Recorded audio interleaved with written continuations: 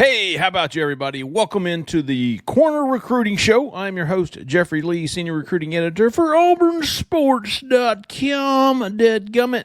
Today is Thursday, August the 21st, 2025 for you. It is Wednesday evening, August the 20th, 2025 for us. Keep that in mind moving forward. If we slip up with any todays, tomorrows, or yesterdays. Huge day. Recruiting day for Auburn. We've been circling August 21st for a long time. We're going to talk about why here shortly. To talk about it with me, as they always are, 100% of the time when they're here, Mr. Cole Pinkston, Sir Alan Head. How about you, fellas? How about you? I might be more like 90% today because I do have a little pop-up storm. Fair enough. And you know how that goes. You know what? I'm feeling optimistic today, Cole. I think it's going to go off without a hitch. All right. That's just me. It's just me. Cautiously optimistic. Yes. Cautiously optimistic. We're going to talk about the big day today for Auburn. It's basically all that's going on until the debt period ends at the end of this month. We're going to talk about that. Before we do, if you're in Auburn, Opelika, Lee County, looking for some real estate help, have some needs, look no further for the help you need with Miss Jessica Andrews for First Realty. Give her a call, 334-704-4442. A lot of fours in that number, but don't be deceived. She's a freaking five-star realtor. She's freaking five-star realtor. She's fantastic, man. She is nonstop on the go, making her clients happy. Never had anything less than a five-star realtor. She's consensus five-star realtor. Give her a call. Jessica Andrus, 334-704-4442. Tell her we sent you. All right, Corner Recruiting Show staff. August the 21st. We've been waiting on this day for a long time, probably since June. It was August the 21st at one time. He moved it up. We're talking about five-star safety Bralan Womack from Brandon, Mississippi. He is the number 3 when it comes to consensus, the industry ranking, but Rivals.com has him the number 1 safety. 24/7 has him the number 1 safety. And by George, we're going to call him the number 1 safety because he is. He's going to announce this decision, I believe, at 7 p.m. Central Time, Thursday night. We've all had confidence in Auburn for weeks now and wanted to see, is everybody still there? You know, Ohio State's guys think that they might have some momentum. Florida's kind of been messing around. Haven't really heard much about A&M, but has anything that's happened in the last 48 to 72 hours given you anything other than constant optimism, confidence? Checked back today with all of my sourcing, and I didn't get anything back that gave me any kind of hint of concern on Auburn's end. Let me put it that way.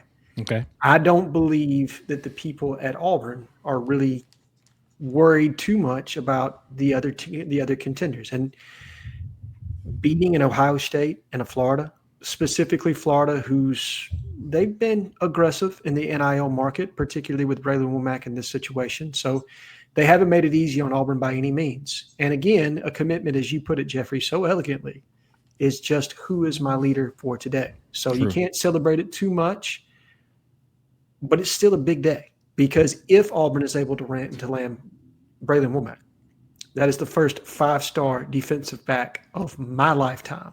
Mm-hmm. Auburn signed other 5-star players, never a 5-star defensive back.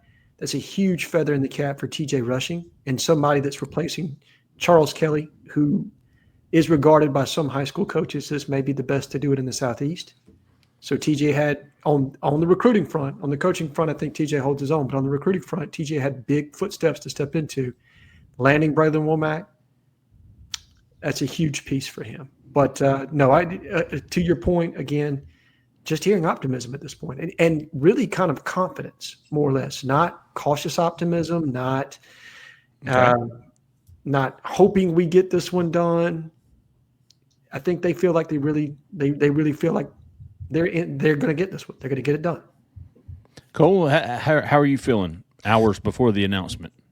Yeah, I think, Alan, yours are probably line up in a few things, but tonight, thing that I think what gives me confidence is Auburn's current safety room.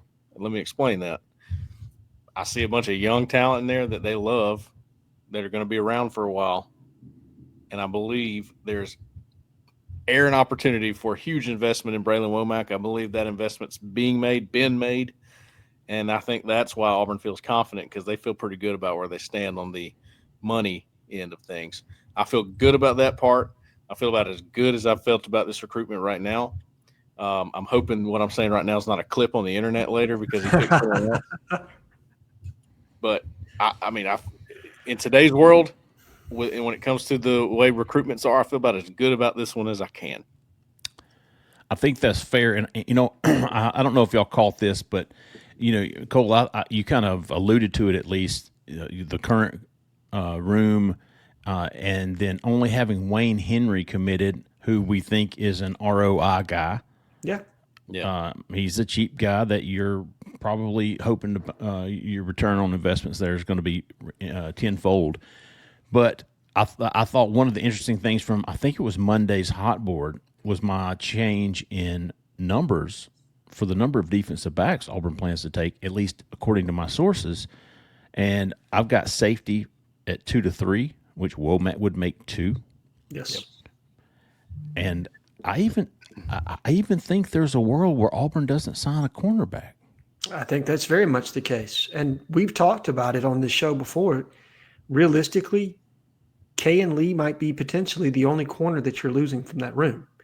And if that's the case, would you rather backfill K and Lee with a high school kid who may take a couple years, or do you want to pick a ready-to-play portal guy? And I think if you're Auburn, so much of what recruiting is right now, in my opinion, is risk mitigation, right? Right. It is bringing in – it's not about bringing in guys or bringing in the guys that can play. It's bringing in guys that can't. And if you're losing a guy who 100% can play in K and Lee, who's a starter for you right now, what's the better move?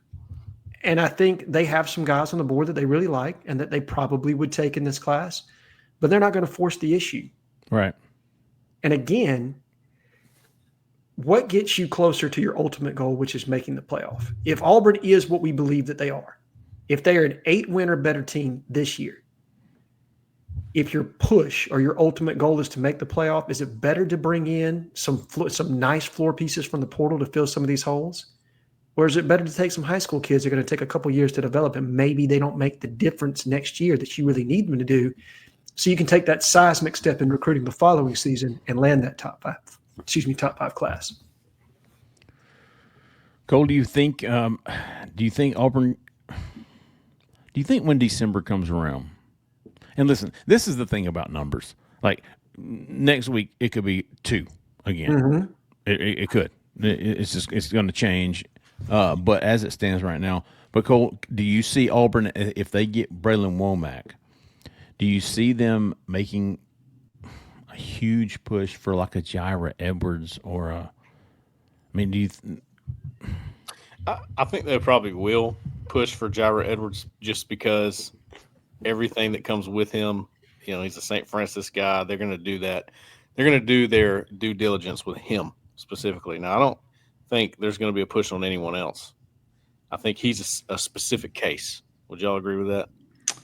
Yes, and I'll get to a point on that here in just a minute. But go ahead, Cole, finish your thought. Well, I think I can maybe explain why the numbers. It's funny, is the timing of this intel, Jeffrey, when you get sort of a different feel on the numbers, is it lines up exactly with fall camp coming to a close, which it has pretty much. I mean, I think they're wrapping it up going into game week.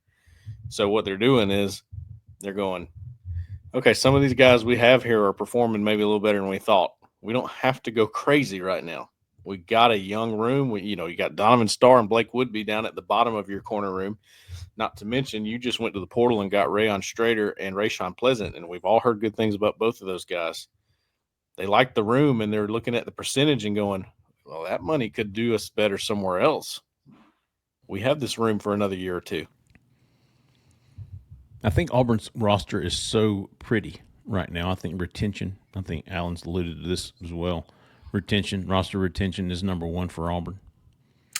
It is. When you look at kind of the demographics of their roster and you're looking at classes and kind of how they're layered, this is still predominantly, if you're talking about the top end talent on this roster, sophomore, freshman laden. Those guys are just going to be juniors and sophomores the following season. And I'm not saying they're taking a year off from recruiting.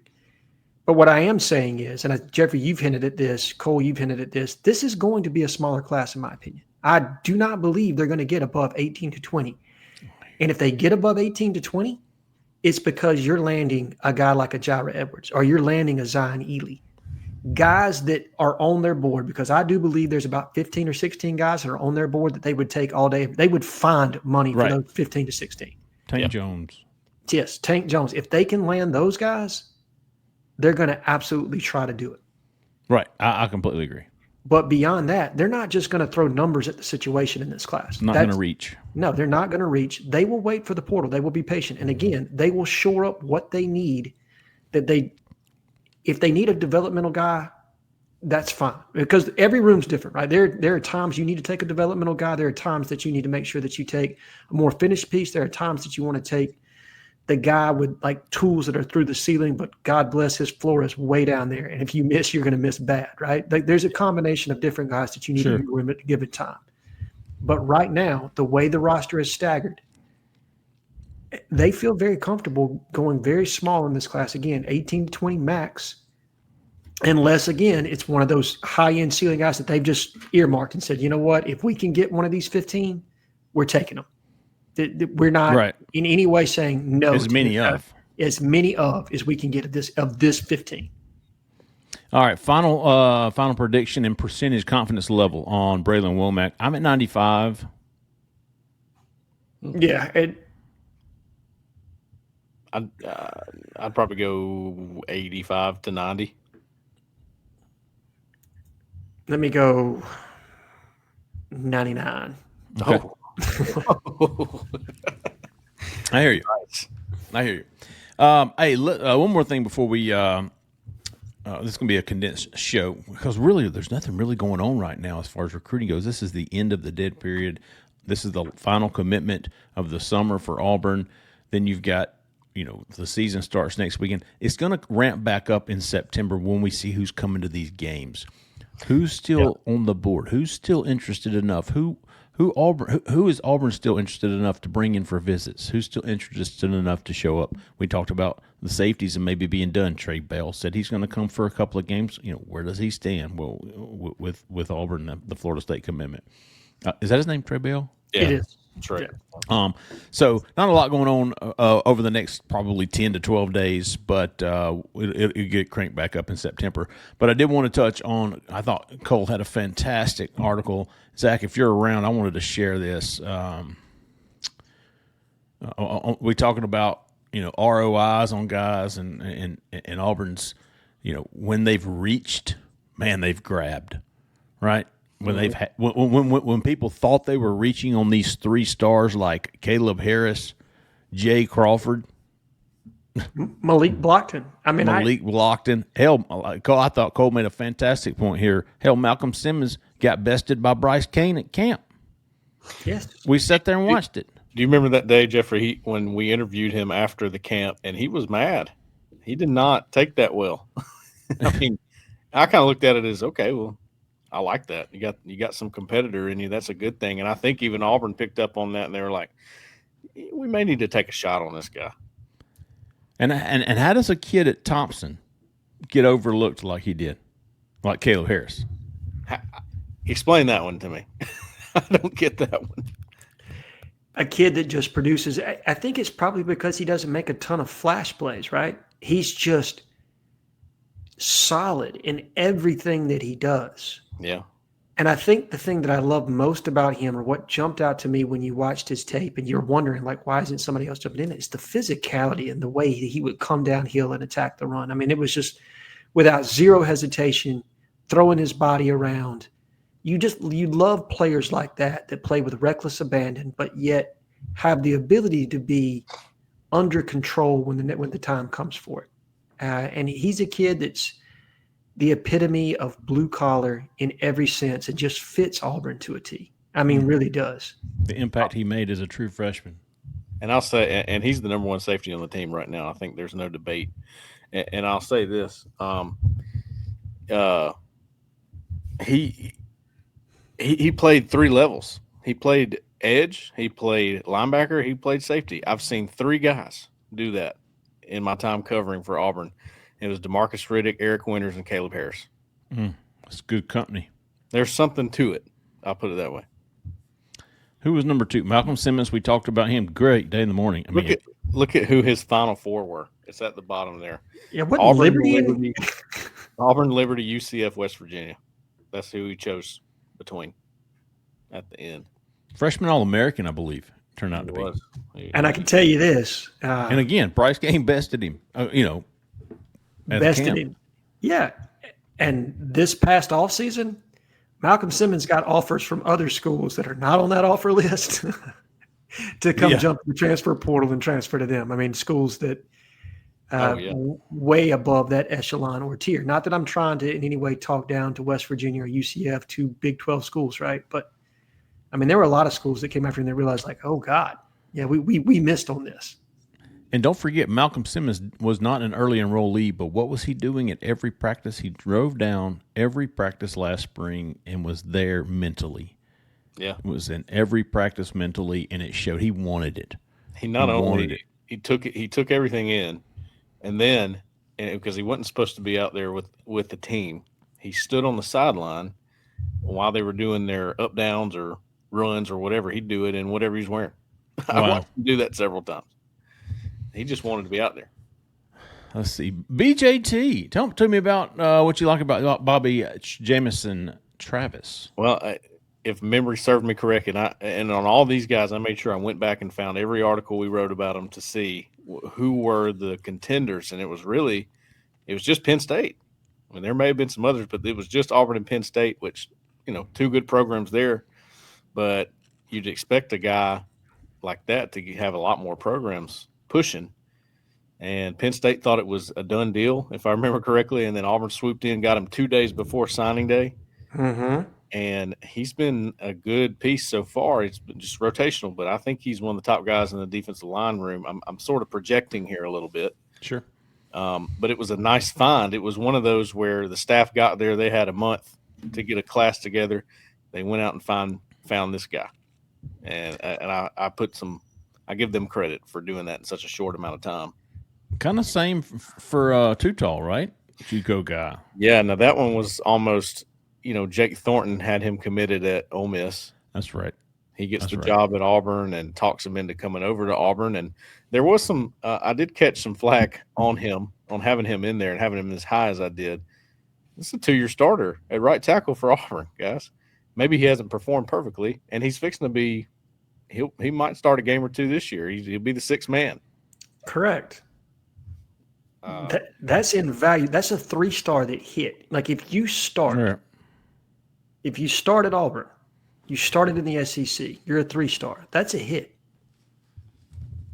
I mean, people can debate the success rate with which he's had, but Tutal was also pressed into that starting lineup before he was truly ready. I mean, the staff's on record. Jake and Hugh are both on record as stating that they wanted to redshirt Tutal because of his rawness. Like they loved his upside and loved his potential, but felt like he needed a year in development just to get his technique where it needed to be to play at that level.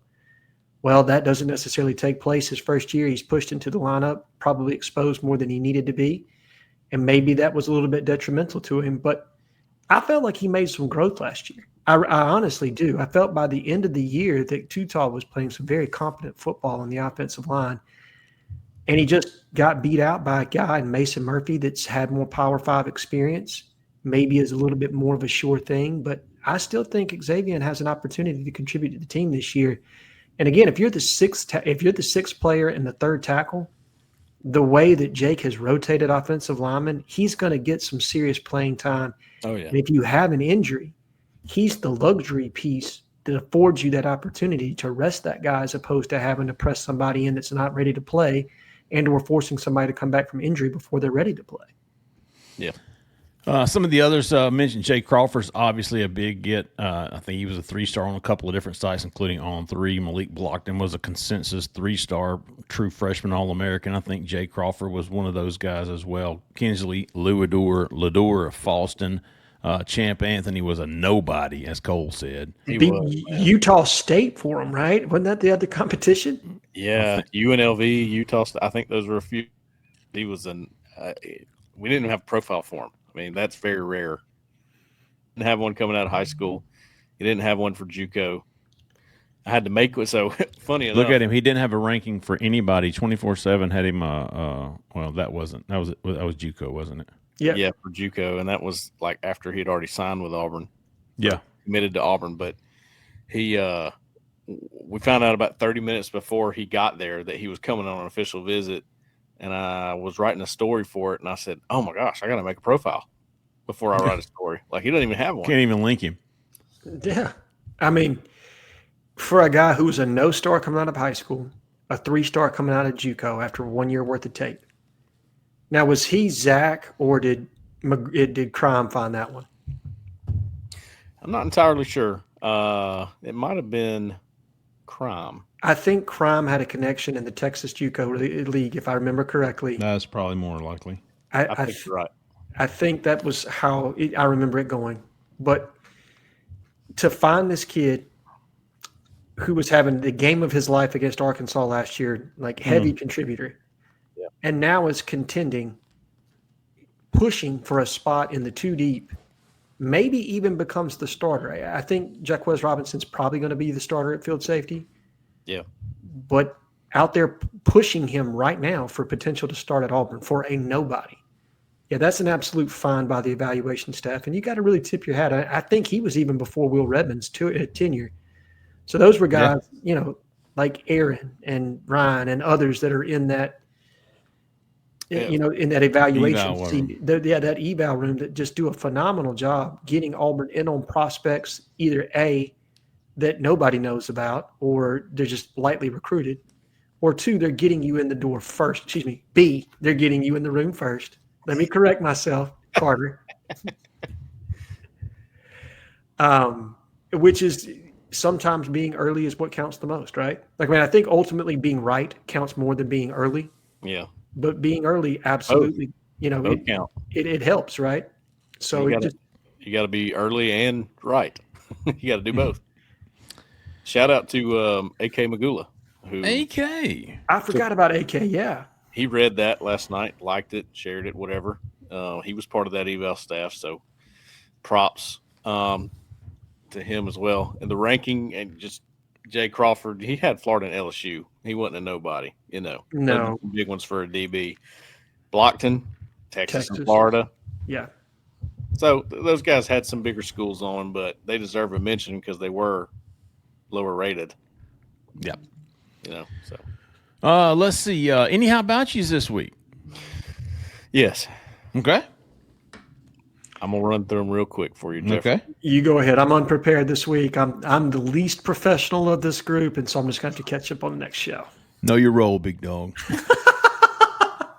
You have to forgive me. I've been all over the board, all over it, and I left 2 off last week, so let me add them too. And they're both for the same reason, voice of reason.